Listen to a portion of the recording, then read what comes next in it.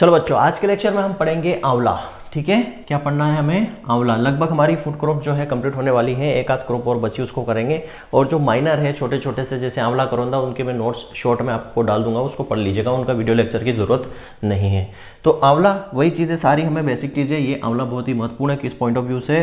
तो ये किस पॉइंट ऑफ व्यू से, इसका यूज जो होता है मेडिसिन में ज़्यादा यूज होता है। इससे क्या बनाया जाता है? त्रिफला चूर्ण। ये याद रखना, क्या बनाया जाता है? त्रिफला चूर्ण, जो अक्सर आपने नाम सुना होगा।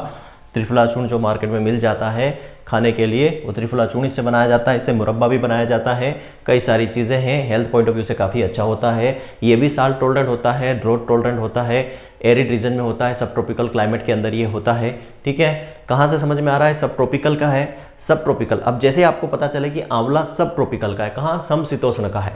अब समशीतोष्ण का है तो क्या क्या चीज़ यहाँ से आप खुद डिटरमाइन कर सकते हो। जैसे कि समशीतोष्ण का है तो टेम्परेचर 28 से 32 होगा। समशीतोष्ण का है तो इसका स्टोरेज लगभग 5 से 8 के आसपास होगा। ठीक है, और क्या हम डिटरमाइन कर सकते हैं? और हम डिटरमाइन कर सकते हैं यहाँ पे कि ये नॉन क्लाइमेट्रिक होगा। सब ट्रॉपिकल का है, क्यों? क्योंकि स्वाद में खट्टा होता है, हल्का सा कड़वा होता है, तो नॉन क्लाइमेट्रिक होगा। तो ये बेसिक चीज़ें हम खुद ही बता सकते हैं। जो मैंने बेसिक आपको क्लासिफिकेशन बताया था टेम्परेट, ट्रॉपिकल और सब ट्रॉपिकल का, उस बेसिस पे हम बता सकते हैं बेसिक जानकारी। तो बॉटनिकल नेम की बात करते हैं। इसका जो बॉटनिकल नेम है वो क्या है? बॉटनिकल नेम, वानस्पतिक नाम की बात करते हैं तो वानस्पतिक नाम क्या है इसका? इम्ब्लिका ऑफिसिनेलिस। ठीक है, इम्ब्लिका ऑफिसिनेलिस।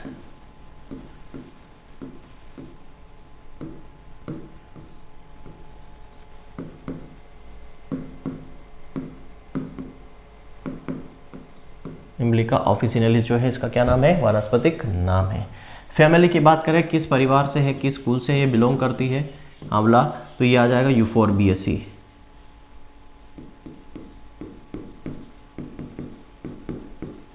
यूफोरबिएसी फैमिली से बिलोंग करती है। ठीक है,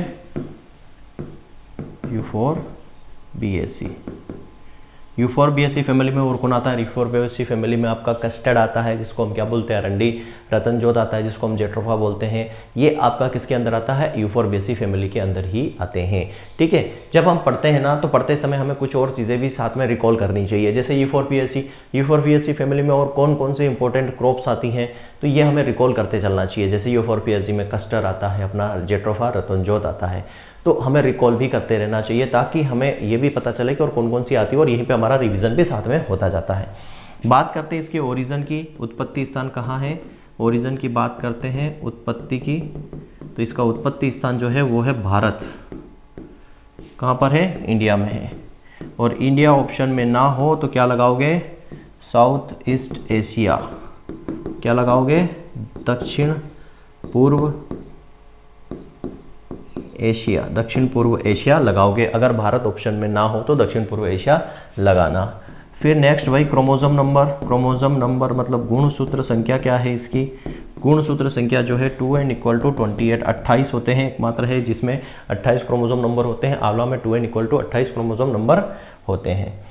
ठीक है, ये बेसिक जानकारी है। यहाँ पर आपको याद रखने लायक कुछ चीज़ें होती नहीं है, बट मैं अगर याद कर सकता हूँ, मुझे ये सारी चीज़ें पता है, तो आप भी कर सकते हो। पॉइंट पता होना चाहिए, सारी चीज़ें पता होना चाहिए। ठीक है, अब यहाँ पे बात करते हैं इसका फ्रूट टाइप क्या है। फ्रूट टाइप क्या है? फल प्रकार इसका क्या है? फल प्रकार क्या है? देखो, फल प्रकार की बात करें तो ये किस टाइप का है? देखो, ये जो है ये किस टाइप का है? कैप्सूल। कैप्सूल। अब ये कैप्सूल, सर आप बोलोगे कैप्सूल तो लंबा होता है, तो ये राउंड वाला है। ठीक है, गोल राउंड। और राउंड कैप्सूल में और कौन आता है? अपना कपास। कपास जो है वो भी क्या है? कैप्सूल है। उसका भी फल प्रकार कैप्सूल ही है, वो राउंड वाला है। बाकी आपका देखोगे ओकरा, ये लंबा है।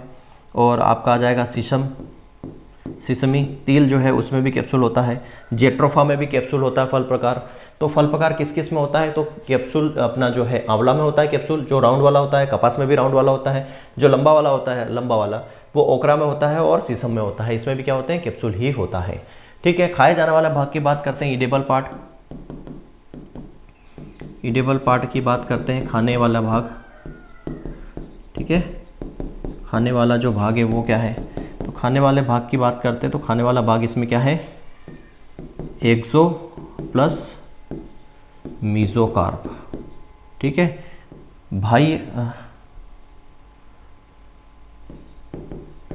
बाह्य प्लस मध्य फल भित्ति, बाह्य और मध्य फल भित्ति, ठीक है। ऊपर वाला भाग और बीच वाला भाग इसमें खाया जाता है, और नीचे इंडोकार्प होता है, वो तो गुठली होती है, ठीक है। देखो 3 चीज़ें होती हैं, समझने वाली बात है जो मैंने शायद पहले भी बताई। अगर ये फल है, ठीक है, फल के अंदर 3 चीज़ें होती हैं। फल के अंदर फिर ये बीच वाला भाग होता है हमारा, ठीक है, ये बीच वाला भाग होता है, और देन बीच वाले भाग के बाद अंदर जो होती है ये, ठीक है। तो ये सबसे ऊपर ये होता है एक्सो, भारी भाग, ये होता है मीजो, और ये होता है इंडो, ठीक है। तो इन तीनों को मिलाकर क्या बोलते हैं? पेरिकार्प। जैसे गुआवा में, गुआवा के अंदर हम पूरा खा लेते हैं, तो पूरा पेरिकार्प भी खा लेते हैं, अंदर प्लेसेंटा होता है वो भी खा लेते हैं, ठीक है। तो ये आता है। चलो नेक्स्ट हम बात करेंगे यहाँ पे, ये तो हो गया इसका क्या, ईडेबल पार्ट हो गया, ये हो गया। अब बात करते हैं इसमें प्रवर्धन की, प्रोपोगेशन की। प्रोपोगेशन इसमें कैसे करते हैं, प्रवर्धन इसमें कैसे करते हैं? प्रवर्धन की बात करें तो इसमें पेज बटिंग से करते हैं, याद रखना, मोस्ट इंपॉर्टेंट है। पेज बटिंग इसमें की जाती है, पेज कलिकायन, पेज कलिकायन इसमें किया जाता है, पेज बटिंग की जाती है। पेज बटिंग क्या होता है तो प्रोपोगेशन वाला वीडियो देखना पहले, ठीक है। यहाँ पे नहीं बताऊंगा कि पेज बटिंग क्या होता है। ऐसा कैसा पेज निकाल लेते हैं, पेड़ होता है ना, पेड़ के अंदर से ये ऐसा कैसा पेज निकाल के लगाते हैं। तो क्या होता है डिटेल में मैंने बताया कहाँ पे, प्रोपोगेशन वाले चैप्टर में। तो पेज बटिंग से इसमें की करते हैं। और टाइम क्या है, प्रोपोगेशन टाइमिंग क्या है, किस टाइम पर प्रोपोगेशन इसमें किया जाता है? तो टाइमिंग जो है वो है फरवरी मार्च में, फरवरी मार्च इसमें प्रोपोगेशन किया जाता है। क्लियर है? यहाँ तक की कहानी आपको क्लियरली समझ में आ गई होगी, ठीक है।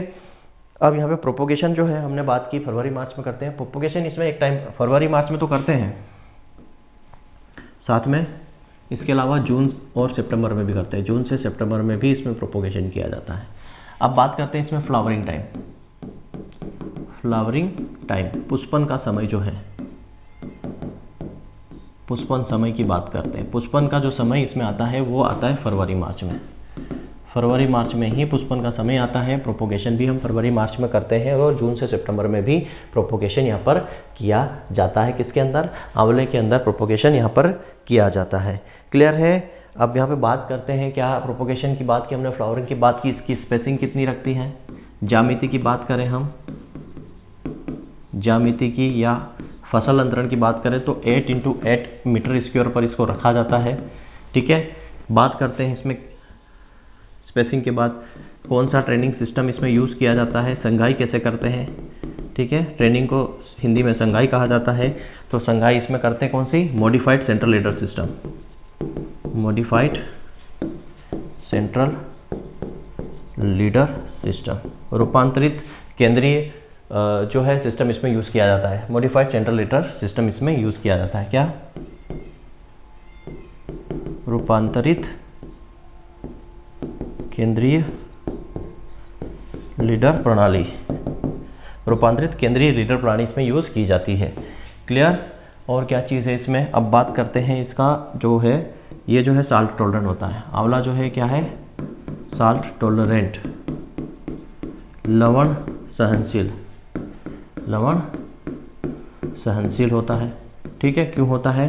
क्योंकि इसका जो क्लाइमेट है, जलवायु जो है, जलवायु की बात करें, किस जलवायु में रहता है ये अच्छे से हमने बताया है। जैसे आंवले का नाम आए, थोड़ा सा कड़वा होता है, खट्टा होता है, तो ये कौन सी जलवायु है? समशीतोष्ण, समशीतोष्ण मतलब सब ट्रॉपिकल क्लाइमेट का है, ये सब ट्रॉपिकल क्लाइमेट का है। अब सब ट्रॉपिकल क्लाइमेट का है तो सीधी सी बात ये क्या होगा? नॉन क्लाइमेट्रिक होगा। नॉन क्लाइमेट्रिक का मतलब क्या है? नॉन क्लाइमेट्रिक का मतलब क्या है? तोड़ने पर सूख जाता है, तोड़ने के बाद सूख जाता है, ये पकता नहीं है। क्यों? क्योंकि इसमें रेस्पिरेशन की जो प्रोसेस होती है, श्वसन जो होता है वो तोड़ने के बाद बंद हो जाता है। जब रेस्पिरेशन ही नहीं होगा तो वो पकेगा कैसे, ठीक है। और जो पकने वाले फूड होते हैं उनमें रेस्पिरेशन तोड़ने के बाद बढ़ जाता है, इसलिए उनको कच्ची अवस्था में हल्का सा हाफ क्या बोलते हैं उसको, राइप स्टेज में, पूरी तरीके से मैच्योर ना उसके पहले ही तोड़ लेते हैं। क्यों? क्योंकि अगर हमें लंबी दूरी पर भेजना है तो उसमें श्वसन दर चलती रहेगी, तो जाते जाते 1 या 2 दिन लगेंगे, तब तक वो पक जाता है। और ये क्या है, इनको पूरी तरीके से पकने के बाद ही तोड़ा जाता है, क्योंकि इसमें तोड़ने के बाद श्वसन दर बंद हो जाती है। क्लियर है? तो समशीतोष्ण क्लाइमेट है, नॉन क्लाइमेट्रिक फ्रूट है। अब यहाँ पे बात करें इसके टेम्परेचर कितना चाहिए इसके लिए, तो टेम्परेचर तापमान चाहिए कितना, 28 से लेके लगभग 32 डिग्री सेल्सियस टेम्परेचर चाहिए। स्टोरेज टेम्परेचर की बात करें तो स्टोरेज टेम्परेचर कितना चाहिए, 5 से लेके 8 डिग्री सेल्सियस इसमें स्टोरेज टेम्परेचर चाहिए।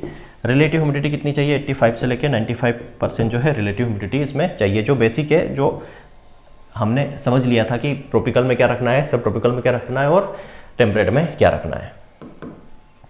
इतनी बात क्लियर है यहाँ पे। अब कोई और पॉइंट नहीं, सीधे वेराइटी पे आएंगे हम लोग। क्लियर है? रिचेस्ट सोर्स की बात कर लेते हैं, ससेप्टिबल टू। आंवला जो है रिचेस्ट सोर्स है, रिचेस्ट सोर्स है या मुख्य सोर्स है, मुख्य स्रोत है किसका, तो विटामिन सी का। विटामिन सी बारबाडोस चेरी के बाद सेकेंड नंबर पर आता है। सबसे ज़्यादा किसमें पाया जाता है, बारबाडोस चेरी में, उसके बाद आंवला में, उसके बाद अमरूद में।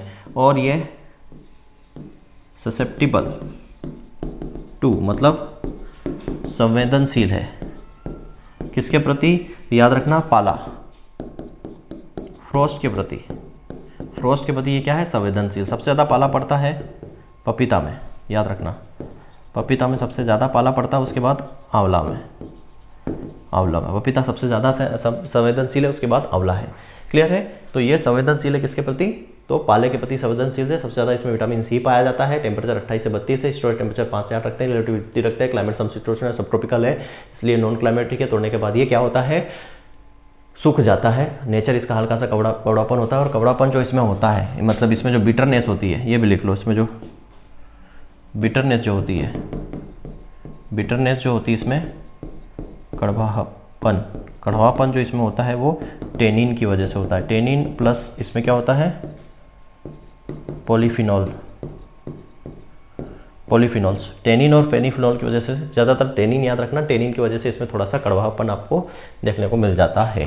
क्लियर है? तो ये हमारा क्या हो गया, आंवला। अब इसकी थोड़ी सी वैरायटी की बात कर लेते हैं, किस्म की बात कर लेते हैं। किस्में, वेराइटीज याद रखने का एक फार्मूला है। फार्मूला मतलब एक ट्रिक है, उसको याद रखना, क्या, च्यवनप्राश। आपने बचपन में च्यवनप्राश खाया होगा, या अभी भी खाते होंगे कुछ लोग, ठंड में स्पेशली खाया जाता है, काफी गर्म होता है। और आपने देखा होगा ज्यादातर जो च्यवनप्राश होते हैं, च्यवनप्राश में क्या होता है, आंवला आपको मोस्टली मिलेगा ही मिलेगा। कोई भी च्यवनप्राश खाओ उसमें आंवला होगा ही होगा। तो ये आप याद रखोगे तो आपको क्या हो जाएगा, वैरायटी याद हो जाएगी। कैसे याद हो जाएगी अभी बताता हूँ, देखो कैसे याद हो गए। च्यवनप्राश में च से, इस च से बनेगा क्या, चकैया।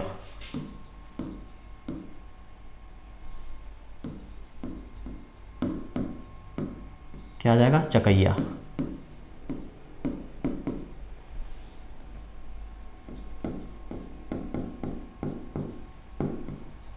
चकैया, ठीक है, च से चकैया हो जाएगा।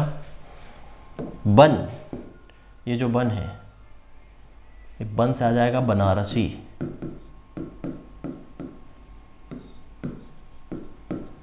बनारसी, बन से आ जाएगा बनारसी, ठीक है। बनारसी के बाद आप ले लो फ्रांस, तो ये से आ जाएगा फ्रांसिस।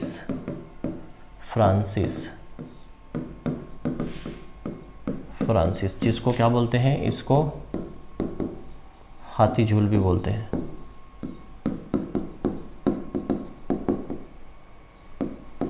इसको हाथी झूल भी बोला जाता है। बस ये आपको याद रखना च्यवनप्राश से। ये वैरायटी आपकी यहाँ पे खत्म। देखो अब चकैया से चयनित, इससे चयनित होकर वो वैरायटी बनी जिसको हम Na4 बोलते हैं, ठीक है। Na4, Na6 और Na8, ये इससे चयनित वैरायटी है, किससे, चकैया से।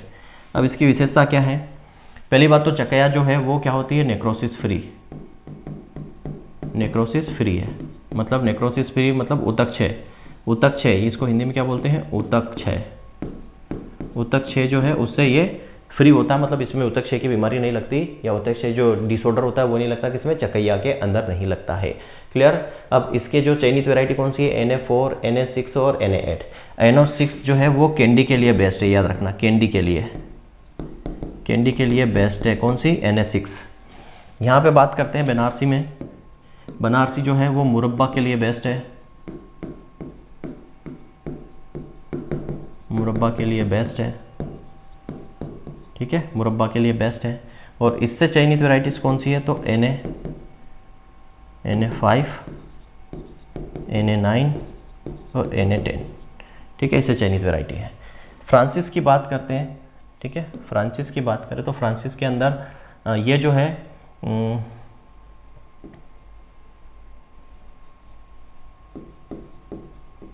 ससेप्टिबल टू नेक्रोसिस, नेक्रोसिस इसमें सबसे ज़्यादा लगता है ऊतक क्षय, ठीक है, हाईली क्या होता है, ये अफेक्टिव होता है, या बोल सकता है नेक्रोसिस में सबसे ज़्यादा लगता है। और इससे चयनित वैरायटी कौन सी है, तो Na7, ठीक है, Na7 इससे चयनित वैरायटी है। क्लियर है। तो च्यवनप्राश से चकैया, बनारसी और फ्रांसिस, यहीं से क्वेश्चन पूछ जाएगा। चकैया नेक्रोसिस फ्री है, ये बनारसी मुरब्बा के लिए बेस्ट है, और फ्रांसिस इसमें नेक्रोसिस सबसे ज़्यादा लगता है, इसको हाथीजूल भी कहते हैं, बाकी इसके चयनित वैरायटी है। अब बात करते हैं इसका इंसेक्ट पेस्ट, तो इसमें जो है मोस्ट इंपॉर्टेंट एक इंसेक्ट लगता है, ठीक है, इंसेक्ट की अगर मैं बात करूं तो मोस्ट इंपॉर्टेंट इसमें एक इंसेक्ट लगता है बार्क ईटिंग कैटरपिलर। क्या नाम है उसका, bark eating caterpillar, bark eating caterpillar, छाल को खाने वाला कीड़ा आप बोल सकते हो, छाल को खाने वाला कीड़ा। नाम क्या उसका, इंडरबेला क्वाड्रेटिनाना, ये उसका नाम है। और डिजीज़ की अगर बात करें, डिजीज़ तो है ही नहीं, छोड़ो डिजीज़ को, फिजियोलॉजिकल डिसऑर्डर की बात कर लेते हैं। फिजियोलॉजिकल डिसऑर्डर, कायिक विकार, क्या बोलते हैं इसको, कायिक विकार बोला जाता है हिंदी में। इसकी बात करें कायिक विकार की, तो इसमें लगता है क्या, नेक्रोसिस, नेक्रोसिस। और ये किसकी कमी से लगता है, बोरान की कमी से, ठीक है, बोरान की कमी से लगता है। बोरान की कमी को पूरा करने के लिए क्या यूज़ करते हैं, बोरेक्स यूज़ करते हैं, उसमें 11% क्या होता है, बोरान होता है, ठीक है। ये हमारा आंवला यहाँ पे कंप्लीट होता है, ठीक है, इतना ही आपको पढ़ना है, इतने में आपका काम हो जाएगा, यहीं से क्वेश्चन आपके बन जाएंगे, ठीक है। इस कलेक्शन में इतना ही, थैंक यू वेरी मच, जय हिंद, जय भारत।